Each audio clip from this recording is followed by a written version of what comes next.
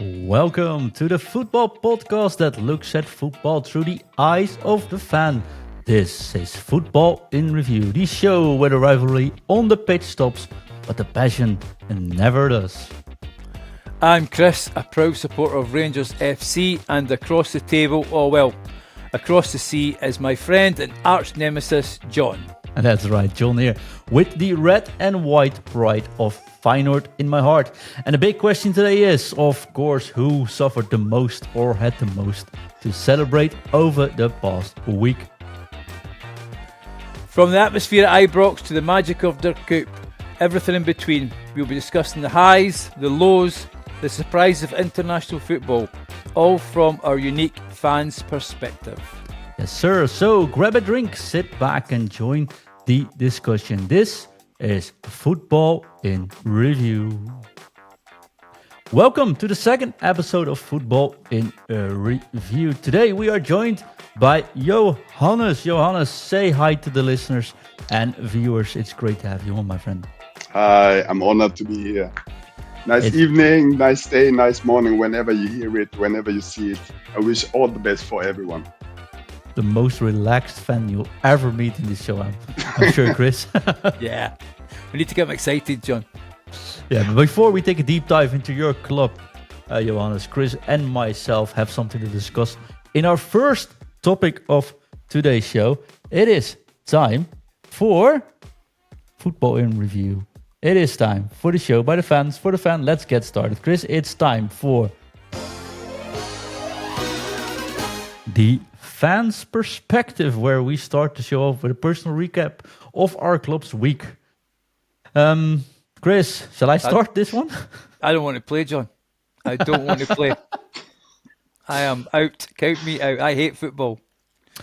Yes, well, I can imagine why that's the case, if I'm quite honest. Shall I start first then? Maybe just to make things a little bit easier. Unless the listeners want to hear me rant, I think you should start first, John. All right. So Feyenoord did not play this weekend, I said, because we were so convinced we would play Champions League, or at least qualify for Champions League, that we asked to get the weekend of our league. Well, we all know that story last week, so no Champions League, but it also meant no match this week and 2 whole weeks for Robin van Persie to train with the whole selection. They did get some 3 days. They practiced a lot. Yesterday was a public training session, which did not show anything yet. So this weekend, when we go into our derby versus Sparta in Rotterdam, I have no idea, well, where we stand, honestly. I mean, Stengs got loaned out. I guess that's good. We started out well in the league, but the football wasn't so good. So I'm absolutely clueless about where we stand, Chris. So hopefully I've got some more to discuss next week. But that does bring me to you, because I am so sorry, Chris. I'm so sorry. But we got to discuss Rangers. Last week, you did not like the way the manager dressed. Mm-hmm. Do you need perhaps a bit of a therapy session with Yohannes and myself after last night's result? Or let me start with this one, Chris. That feels so good. Yesterday, you sent me a message like Rangers. You called me before the match, yes. Right? And I we things to discuss for certain events we're organizing. Like, yeah, okay. But you said tonight Rangers just play, and so after the match we can have a chat. Like, oh, that sounds great. And I was like, hey, that means I can actually watch Rangers. So what I did is I put the tally on. Brugge scored after 6 minutes, and you got a red card after 8 minutes. I watched the first half, and I was so afraid to give you a ring in half time. I'm so sorry, man. This must have been a horrific weekend for you. Rangers didn't play this, John. That's the thing. We're the exact same as Feyenoord. We didn't play. We were on the pitch, but we actually didn't play. Where do we start? So, to give people an insight into sort of what my life is like at the weekend, on a Sunday I generally cycle. So I was out for a bike ride. It was a beautiful day in Scotland. Nice and sunny. Met a friend, went for a scone, a cup of tea, and had a cake as well. So that's a fun bit of cycling done. So made my way back. Game kicked off at 12 o'clock. Kind of misjudged it a little bit. Arrived home at 12:15. Looked at the score, 0-0 against St Mirren in Paisley, away from home. So I thought I'll do is I'll jump in the shower, get a quick wash, and I'll watch the end of the first half and the second half. Gets out the shower, to realise that we are 1 goal down already. Well, I'll be honest with you, John, the game didn't get put on. We managed to sneak a 1-1 draw with terrible football, and the manager came out and says, look, we're learning, working on the psychology of the players. When we go to play Club Brugge, we will be a lot better. Right, great, no problem.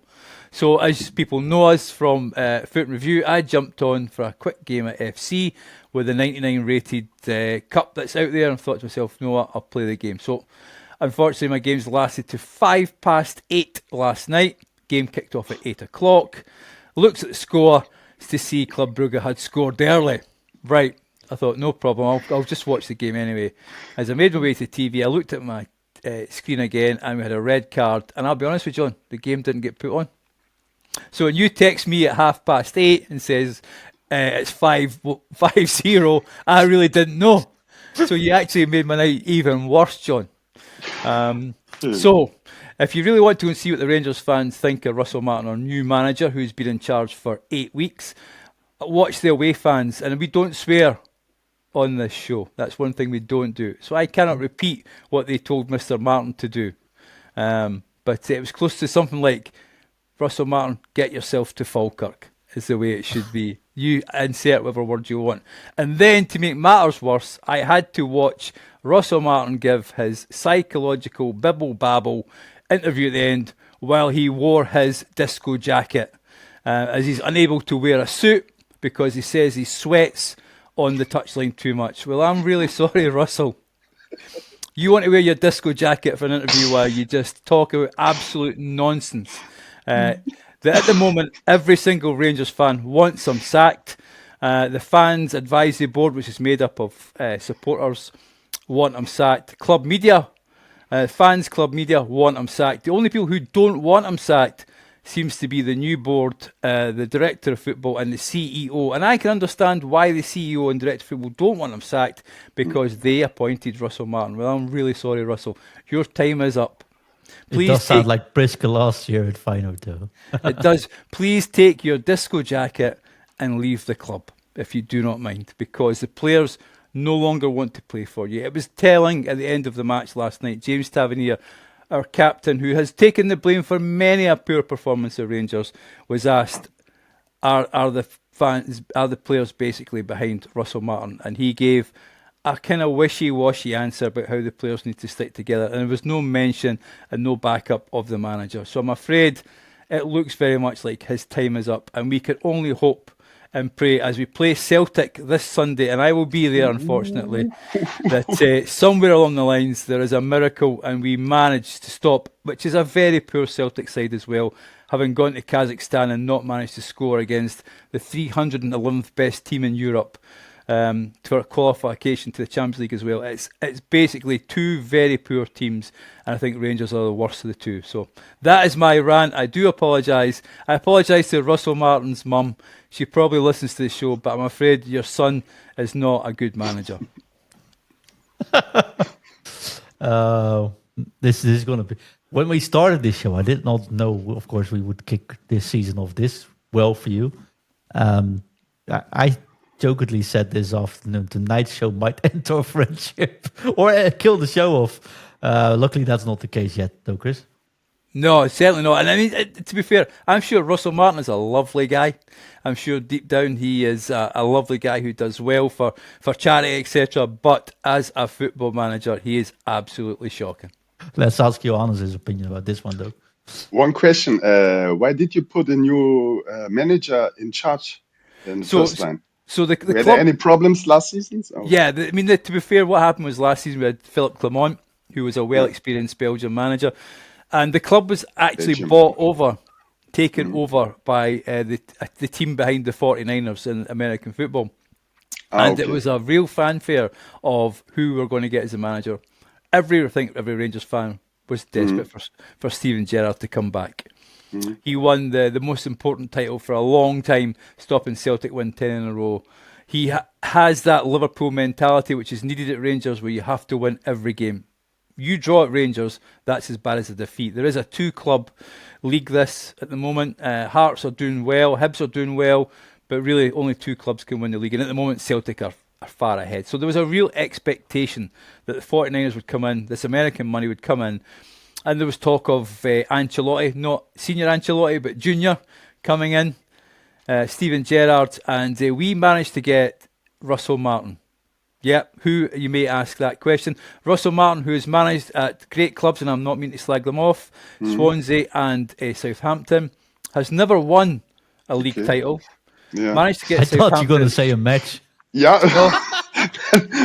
Well, that would be Southampton's attempt to in the Premier League. They got relegated last season. Russell Martin got sacked, and his mantra is this: we were told attacking, dominant football, and we have got none of that. I'm afraid.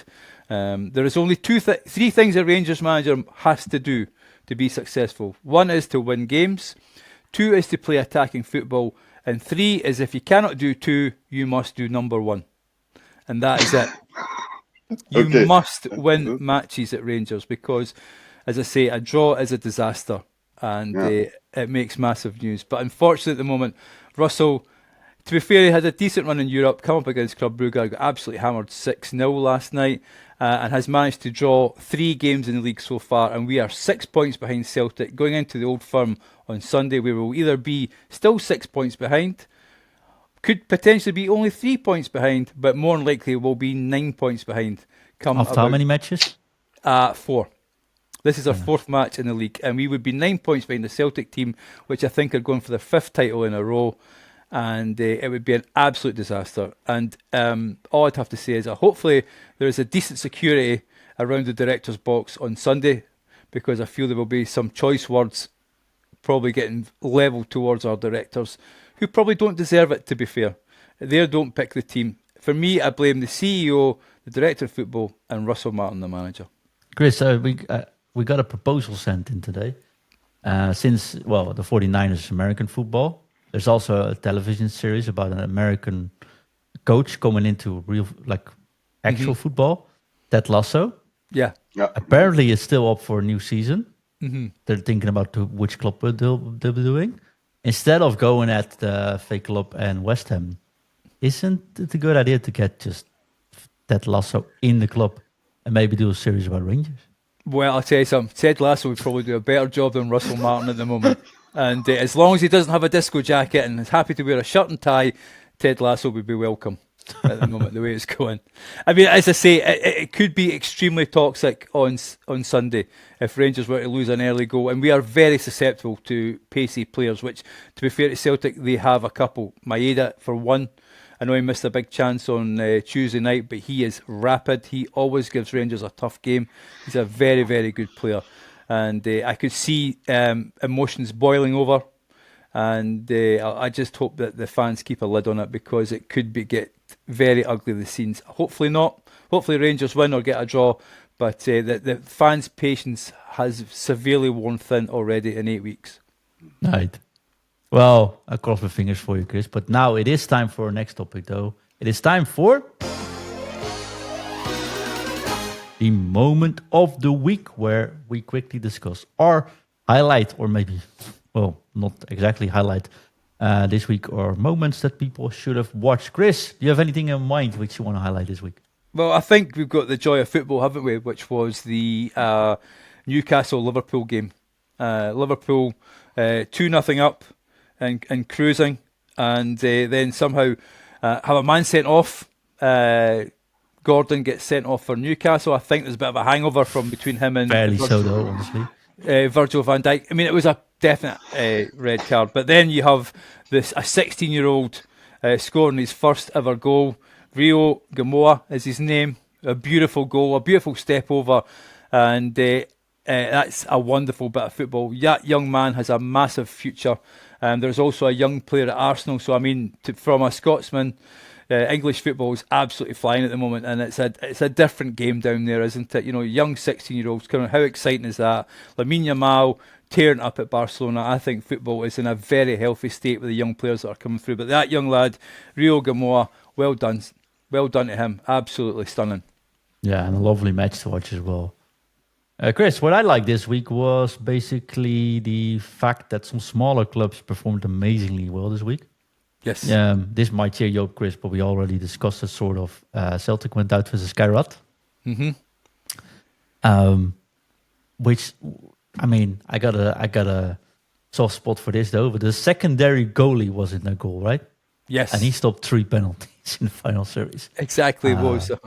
I love that. Not for Celtic, obviously, but I love those stories. But that wasn't even the headline of that night. I think the headline was big Manchester United who lost on penalties versus Grimsby Town. John, I'm not sure we should be talking about it because our good friend Shaq is going to come on the show on Saturday to do our summer special. And I don't know if you hear this, and then he cancels on us. And I know Greetings.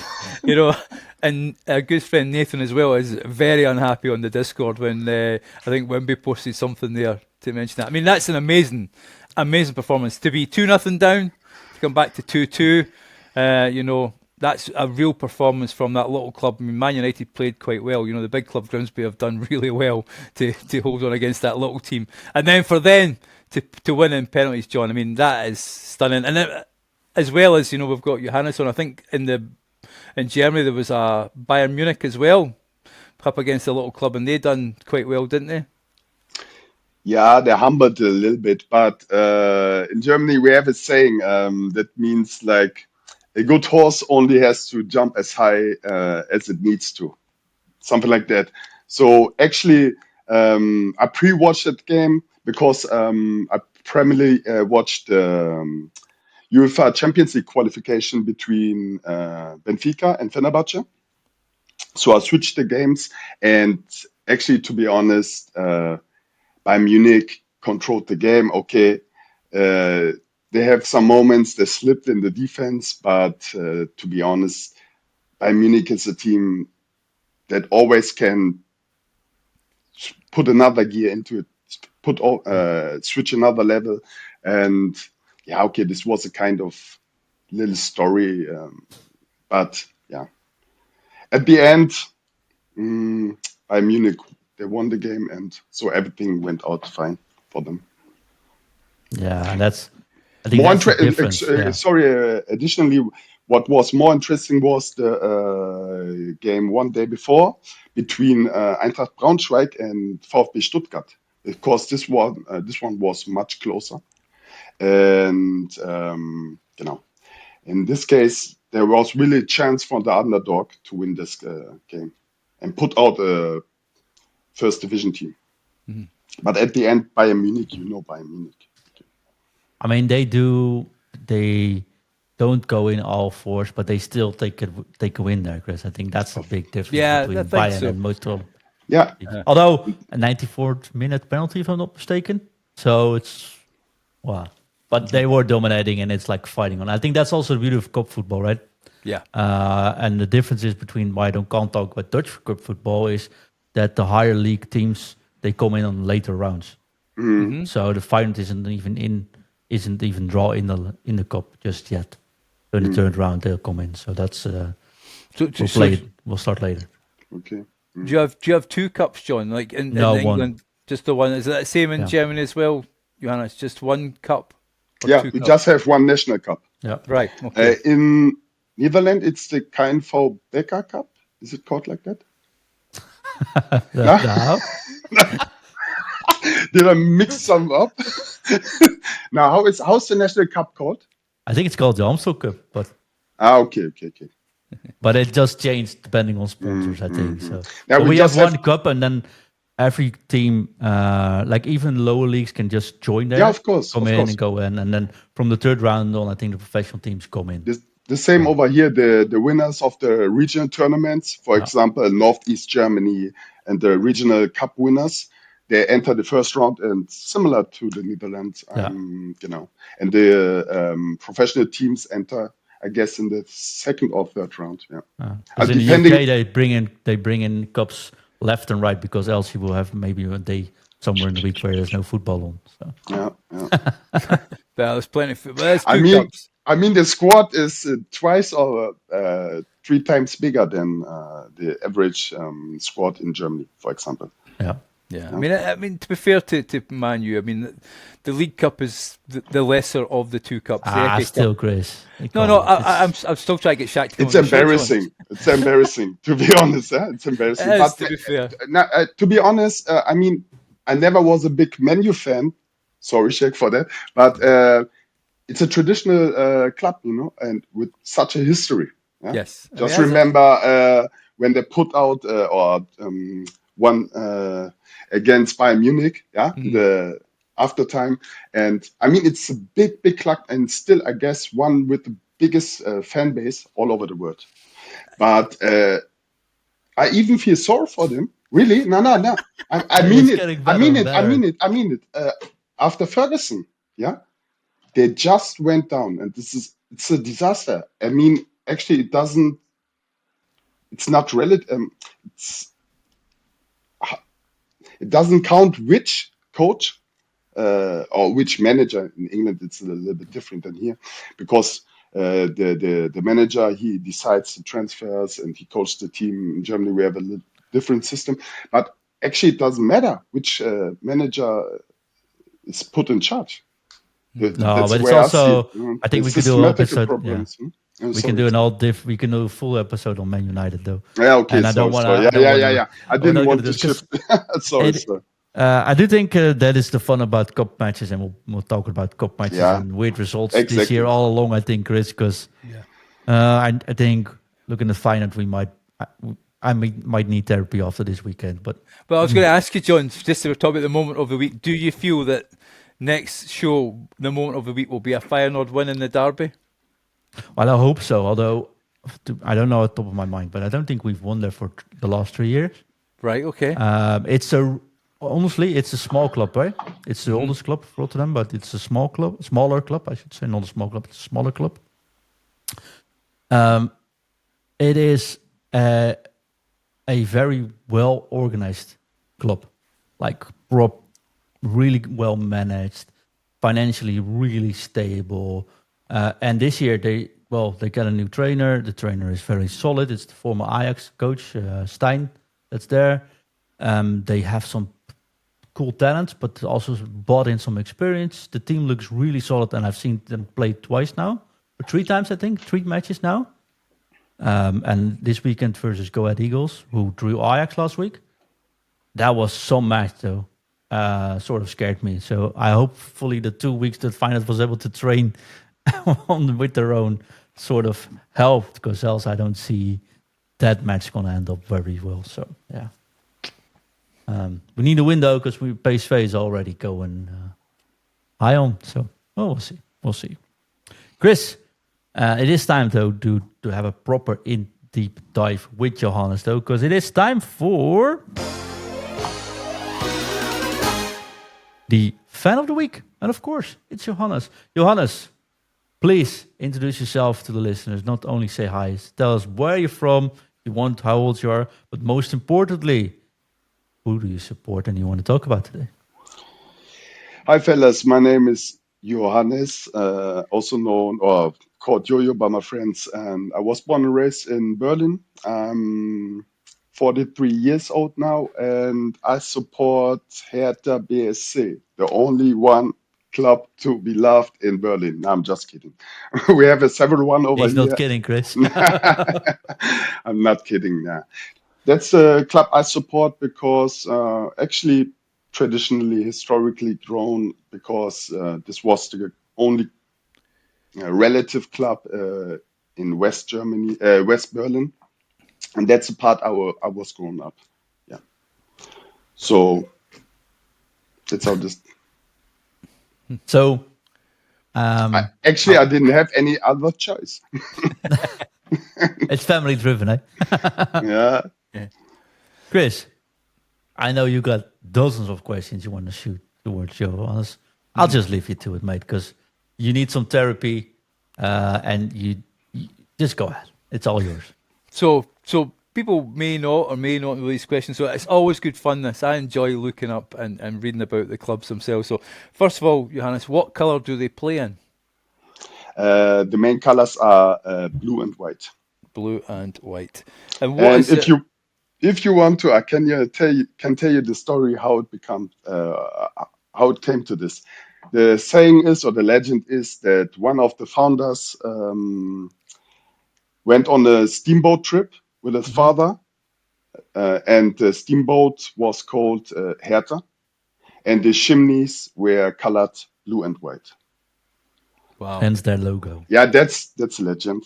And shortly after that, in 1892, Hertha BSC was founded. Okay, so what is their stadium and what is the capacity? We don't own a stadium. We use the Olympia Stadium, All right, okay. yeah, in Berlin.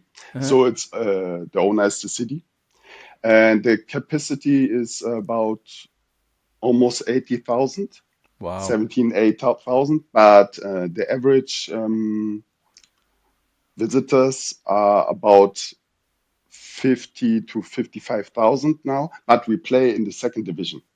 So You you're have to getting consider that. Yeah. so you're getting 55,000 in the second division. Yeah, in the second Wow. division, and yeah, that's something that German football culture is very proud of, because I mean, there are some clubs playing now in the second division, like Hertha BSC or Hamburger Sportverein HSV. They just went up last season back to the first division, and these are old traditional clubs that founded the Bundesliga. And they even have an average visitor count of about 45, 50, and Schalke 04 even 60,000 visitors, an average. And if you compare this, for example, to a Serie A club like Genoa or Hellas Verona, they even can cope with it. So that's actually, it's amazing that you still got such a support in the second division. Brilliant. I mean, I didn't realise that. That's an amazing crowd that for the second division. So Mm. you've told us it's to do with West Berlin. Is that the only reason why you're a fan, because of the area, or is it a family thing? Yeah, it's organically grown, yeah, to be honest. Yeah. Organically Yeah. grown. No, I what gotta shall I use that say? for my kids when they wear Feyenoord shirts. It's organically grown. Other people would consider it as homegrown. Nah, I'm just kidding. What I mean is, yeah, I mean, you grow up in your place, your city, and you have some regional powers, and Hertha BSC was the only relevant one. Yeah. We have several different ones, but they play in way lower divisions. Right. For example, there was one big one. It's called TB, Borussia, or in English, Tennis Prussia, Berlin. And actually, in former times, they were one of the great teams in Berlin, but they screwed up. And yeah, it's one of these so-called failed clubs. Do you attend matches? Attend matches. Do you go to matches? Do you go to the match? Not regularly, and to be honest, for the past 2 years, I haven't been there because of personal issues or personal circumstances. But yeah, but I went there not regularly, but genau, whenever I could to. Or Yeah. to be honest, kind of opportunist. when the match when the matches seems to be interesting, Yeah. then I went there. But I'm not that ultra fan that go to away matches or something like that. Yeah. So, in terms of when you used to visit, did you always go to the same part of the stadium, or did you go just whenever you could get a ticket?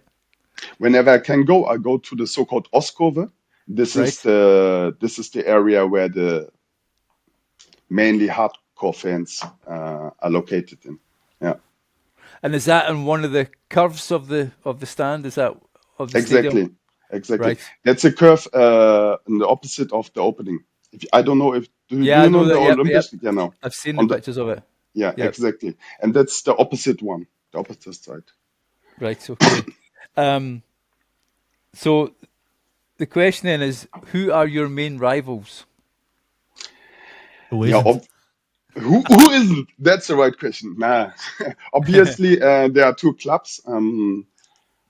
Firstly, to name is Union Berlin, which play in the first division now for 3 or 4 years. Yeah. And the other one is BFC Dynamo. And both clubs are located on the east side of Right. Berlin. Und genau. Und Union Berlin actually are our rivals because of the local competition. Right. And history with BFC Dynamo is also political pact because the owner was the chief executive of the Stasi. Do you know the Right. Stasi? Okay. Yep. Yeah, from the DDR. So there are some political pact issues. Yeah. But actually, we don't meet them because only in the regional cup, Yes. because they play in much lower divisions. So, in terms of the city itself, do you feel that the bigger club is Hertha, or is it becoming Union Berlin? It's a difficult one. Yeah, I mean, understand. currently it's obvious. Currently, Union Berlin did a great job. Not actually the last decade. They played mainly in the third division, which is also the professional football association in Germany. Then they managed to went up to the second division, and they had an organical improvement. Yeah. Yes. So, and they managed to went up to the first division. So we had about 4 derbies to play against them, and to be honest, they had the upper hand. I'll be honest. So I'm thinking about how can I say this without myself looking out of the Yeah, statement. I mean, you have accept if somebody's doing good job. Huh? Yeah. The staff in the club. Well, they started the season off well as well, by the way. I think they won versus Stuttgart, didn't they? Stuttgart, So, yeah. exactly. Wow, did you see because they have now a new forward, 20 years old, Ilyas Ansar. He came from Paderborn, second division club, and 2 great goals, really. Yeah. Nice one. Yeah. So may I have? I looked up the history of the club, and I looked at currently where you are situated, because Hertha is a big club. I think most football fans know the name. What's the reason for the downturn of the club? Why they're in the second division? Is there any reason for that? Yeah, okay. The main reason is the story with the investor. Also, we had an investor, he's called Lars Winters, and he bought a relative amount of shares of the club in 2019. And from 2019, also during a period of 3 years, 3.5 years, he put about almost 400 million into the club. And in Germany, we have a so-called 50+1 rule. Yes. Yeah, that avoids investors to gain too much influence. Exactly. But in that case, many things went wrong. He entered the club and he put his financial power into the club with a vision. There was they proclaimed Berlin to get to they wanted to turn Hertha BSC to the so-called big city club. Yeah? The goal was to join the Champions League within a period of 3 years. They executed disastrous, overpaid transfers. Luke Bacchio, Piątek, Toussaint. Hilarious. Einfach hilarious. And they wanted too much, too fast. No? Yeah. And that's what I meant with organically grown. But for example, even if you take Chelsea, Manchester City, or other big clubs, or PSG as an example, even these clubs with much more financial backup, even these clubs need their time to grow. Stable management is extremely stable important. management, Like I said, exactly. if you look at the Eredivisie, then you see AZ Alkmaar, for example, also went through Europe as well. Good management, stable management. Every year, just like 2% better than previous year. Good transfers, getting the performances in. You see it with Sparta as well. And you see what it does this like 2 years ago, 2 years in a row now with Ajax. You overinvest, you want to go too fast, and then it's easy to trip over and fall down. Right? But at least Ajax is one of the big three, no?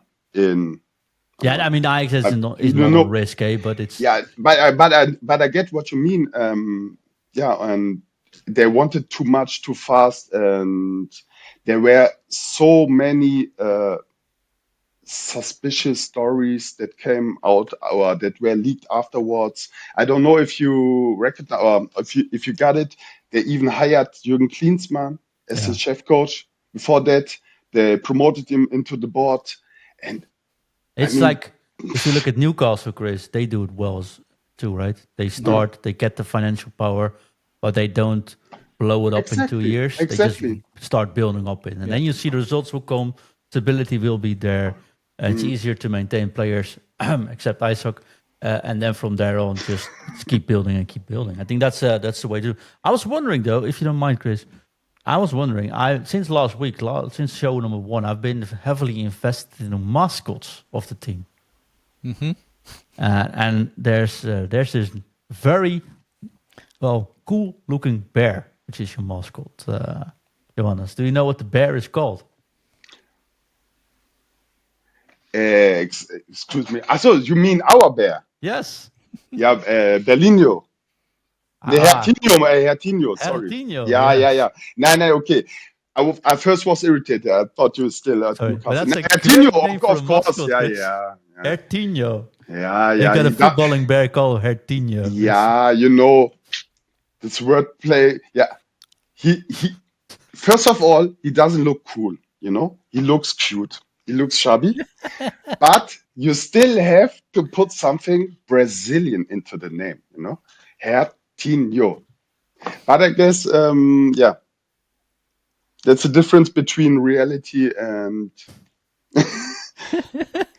Oh, I'm just looking at Hertinho. You can actually buy his autograph on Yeah, eBay. nah, okay. Well, I do have to think though. Last week we had Rock and Robin, Chris. Yes, I do yes. think that Hertinho has overlapped Rock and roll, Rock and really? Robin this week of being the number I one mean, mascot on the team. I guess the show last week with Caden, No, well, last week No, we did a show with Ben. He's a yeah, Swindon Town I missed supporter, that and one. Okay, okay. they've got Rock and Robin, which was also he was a bear. No, he's a bird, of course, but he was a little bit worn out. That Believe me, mascot didn't get the love Hertinho gets, I think. no. there are much worse mascots even in the Bundesliga. For example, the Don't one go from. talk about. Don't, Okay. don't. At least we got a cute one. Huh? I think he's cool. We'll put him on a we'll put him on a thumbnail this week. Yeah, put it on the thumbnail. So at least that's, to be fair, we've went from financial problems now to the mascot. So Johannes, just a couple more questions just to end this segment. Could you tell us what your favourite match is? What do you mean by favorite match? Favorite one opponent to play No, against? the favourite game you've ever seen Hertha play, the one you look back on with the most love. Is it a cup win? Is it beating Union Berlin? Which one is it that's your most fun one to watch? There were a couple ones. Even we had some good ones against Bayern Munich. There are a few that we even won. But firstly, in my mind, there are some against the third rival that I didn't mention yet, which is Schalke 04. And mostly these games are exciting, filled with a lot of goals, but I couldn't tell you or mention one exact or specific game right now out of my mind. So, Because no, it's a long time that we had the chance to shine. right, Because okay. to summarize the performance of Berlin, you could say we go down, we go up, and in between we screwed in the National Cup. So yeah, Yeah. but So we never stop believing. exactly. So final question on it. It's been wonderful to have you on. It's always great to Mhm. see you, mate. Thanks, We've had a same to you. wonderful time in Crete. all three of us, and we hope to see you again there next year. But just to finish up on the Hertha side of it, what would be success this season for the club? Yeah, actually, from the beginning, 3 years ago, when we went down the second division, we just actually our goal was to instantly go up back So in the was first Schalke's. division. Yeah. So actually, that's our goal each season. And this season, even all the officials, the whole team, all proclaimed it. But the start isn't that good yet. Mm-hmm. Let's see. We have a new coach, and statistically, he's not known to have a good start in the season. He mostly loses or play draw in the first few games. Let's see and wait. But yeah, What's your expectation? What do you think? to be Yes or no? honest, you mean a position at the end of the No, season? just promotion or not. Let's make it easy for you. Mm-hmm. Uh, I think they won't, and it won't work out now this season. Now, re, yeah, I'll be honest. Yeah, but that's I Well, get that. yeah, the I mean, pessimist, the you see the pessimist, club in the yeah. Bundesliga and the second Bundesliga is very evenly matched, Chris. Yeah. I don't know if you follow a lot of German football, but if you see clubs like Hertha, I think Schalke, for example, Darmstadt, I think is also one of those clubs which potential is definitely there. The big clubs, they're good for the local fans. They bring in a lot of attention. They're pretty good managed style as well. One bad season there, but it's hard to come back into the Bundesliga for all of them. Exactly. No, there's big clubs there. I mean, there Exactly. is. If you look at it, Kaiserslautern, I can remember playing them at Ibrox. You've got Bochum, Fortuna. There's some big clubs in that league. It's a difficult one. It's very much like England. I think the English Championship is extremely difficult to get out of, and and I wish you all the best, mate. It's been wonderful to have you on for this segment. It's always good fun talking to you, and good luck for the season coming up, mate. Definitely. Time for the last topic of this week's show, Chris. It's time for the prediction, Chris. Last week was episode 1, so that's where we predicted 3 matches of your choosing. We predicted results. I think it was if you get the winner right was 1 point. If you get the score right, you had 3 points or something. You had Yes, something figured out for exactly. that. Yes. And of course, else you won't get any points. What were the matches you predict we should have predicted last week? Let's start there first. Well, we went with Man City versus Spurs. And we all thought Man City would win. Big mistake, that one. So no points for yourself and I, and also the guest, Ben. We also went St. Pauli versus Dortmund, which ended in a draw. You and I both thought Dortmund would win. And to be fair to Ben, he got the draw, didn't get the score right, so a point for him. Yes. And then we had the Swindon versus Shrewsbury Town, which we both thought would be 2-1. And John, it was 2-1.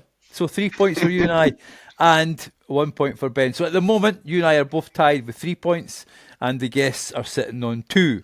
So Yohannes is going to predict for the guests this week. And the first game that we're going with is the big derby down in, well, it's not a derby, a big game in England. I should have actually went for the Rotterdam one. My mistake, that one, and I certainly wasn't picking the Old Firm, that's for sure.